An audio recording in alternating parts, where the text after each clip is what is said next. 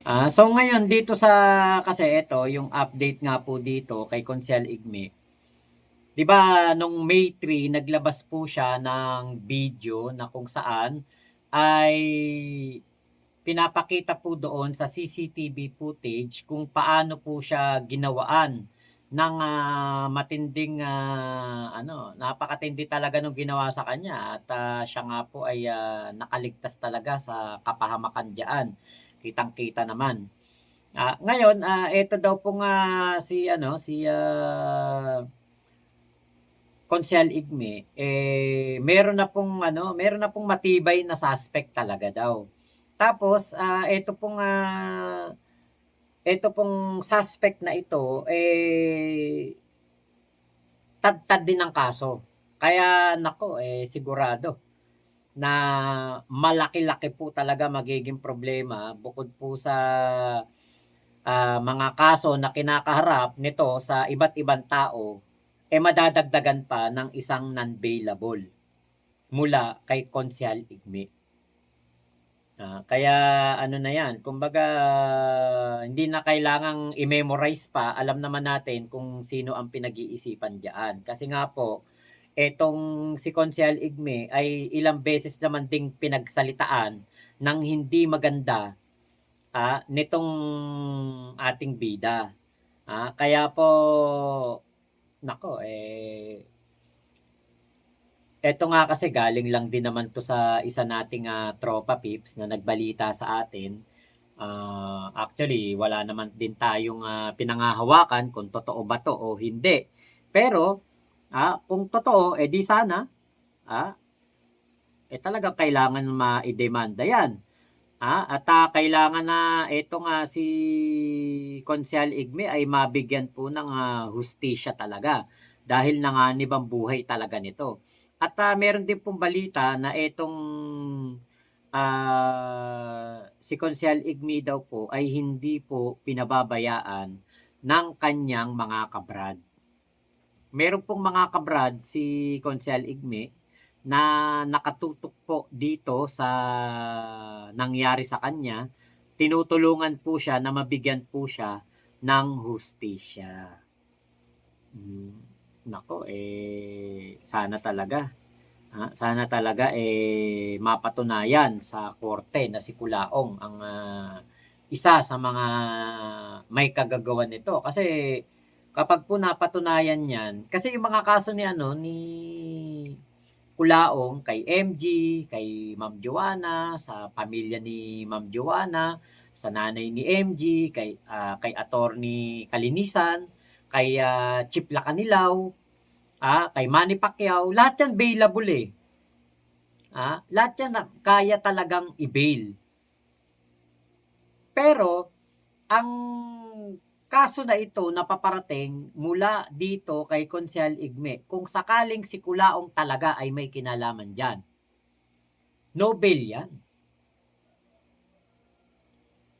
No bail po 'yan. Kaya 'yan ang, mahirap na sitwasyon ngayon ni Kulaong. Ah, Actually nung kanina na nakuwento sa akin 'yan, parang naisip ko nga, putya kaya siguro hindi nagla-live si Kulaong. Kasi alam niya, alam niya na meron talagang mga tao na gustong mabigyan ng hustisya si Konsehal Igme. Nakita naman natin yung ginawa kay Konsehal Igme, talagang harap-harapan. At, pasalamat na lang nga din talaga na hindi pa oras ni Konsehal Igme at, si Konsehal Igme ay, kahit na tinamaan, nakaligtas. Ang tibay din ni Konsehal Igme kasi nung tinamaan siya nun nakatayo pa siya, nakatakbo pa siya. Hmm.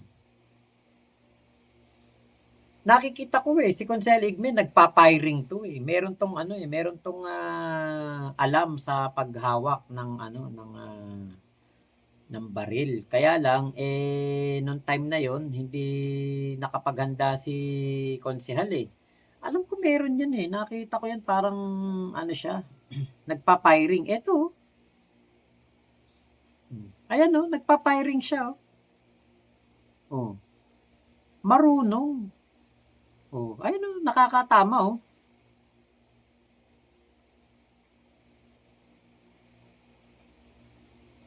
Oh, boom. Ayun, bumwal. Oh, ayun. Hindi tinamaan. Oh, yun, tinamaan. Marunong eh. Oh, kaya ano to, si Consel Igme, may alam to eh. Kaya lang, hindi siya naka-ready. Eh, hindi natin alam kung meron siyang ano, meron siyang lisensya. Permit to carry, to possess, di natin alam kung meron siya LTAP. 'Di ba? So, talagang ano lang po, natiyempuhan lang siya noon na hindi siya handa sa mga mangyayari. Kasi siyempre, ano mo yun, comfort zone mo yun eh. Baluarte mo yun eh. Resto bar mo yun eh. Ang mga tao doon pumupunta para kumain, magsaya, kumanta, maglibang, tapos biglang may ganun, 'di ba? Kaya po, etong paparating na mga delubyong papeles kay Kulaong, sana masabayan nitong kay Consiel Igme. Sana talaga si Kulaong ay mapatunayan na isa sa mga may gawa diyaan.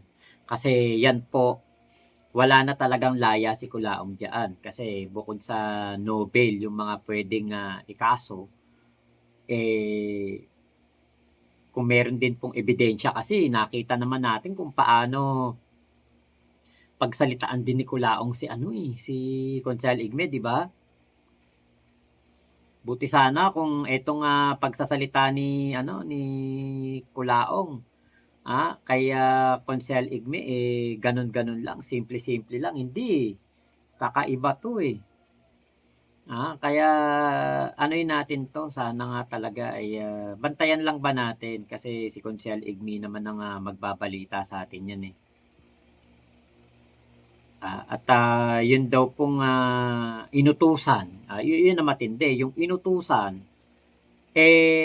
wala ring ano daw, kumbaga merong mga inopera noon, hindi daw katalo etong si Konsehal Igme. Ngayon, dun sa isang inoperan, yun ang tumrabaho. Kaya kilala na kung sino po yung gunman. Kaya yan yung ano, yan yung marami tayong aabangan din diyan tungkol kay Kulaong. Pero tingin ko matagal-tagal pa 'to. Kung si Kulaong talaga dahil diyan 'pag nasa loob na siya wala ng tunog utot niya dahil madaming dodonat sa kanya. Kuya G, parang magkasabwat sila ni Skywalker. 'Di ba nagpapakita ng mga hoodlum si Skywalker last time? Pwede ngang gano'n, baka nga. Malay natin, 'di ba? Makmak dapat mahuli yang oo, para tumilaok. Actually kilala na nga eh. Alam na kung sino eh. 'Di pa talaga oras ni Consi Igme. Sana mabigyan ng hustisya ang gumawa niyan kay Consi Igme. Sana nga po. Nakita ko yung El Salvador, pinanood ko noon. Pero makmak ang bitaw siya ng salita si Kulaong, pwedeng makulong siya. Ayun nga. So, yun po. Maraming salamat sa pagsama nyo dito sa ating live na ito ha. Thank you po sa inyong mga tropa pips natin na sumama dito. Happy birthday kay Ate Matcha Mochi at kay Kuya Elmer Balilo. So ako po'y magpapaalam na sa inyo ha. Ingat po kayo. Nasan mang panig kayo ng mundo. Momo chup chup. Love you, love you. God bless us all, Pilipinas. God first. Salamat po. Thank you.